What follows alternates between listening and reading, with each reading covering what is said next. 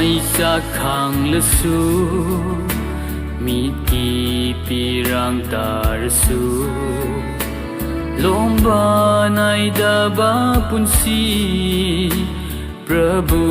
gapan minani ai ra nang khai dana Achau api khai dana nung si hay ba Jisugi aning badahing lasi no lupa galoy na Krista gida magta thâu na lấy na ai khôi surasi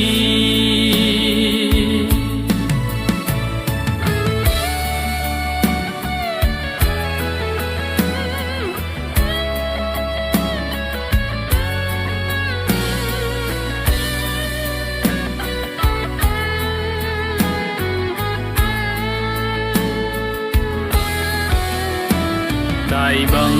pun si hình linh ấy Tê la ma tâm asida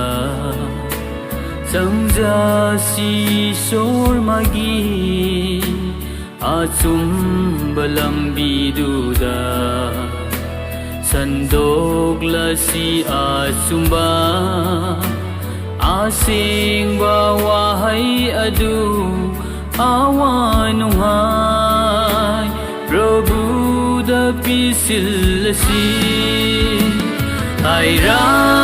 nang khai dana Achau api khai dana nung si hay ba Jisugi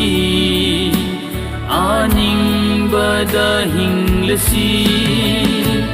no lu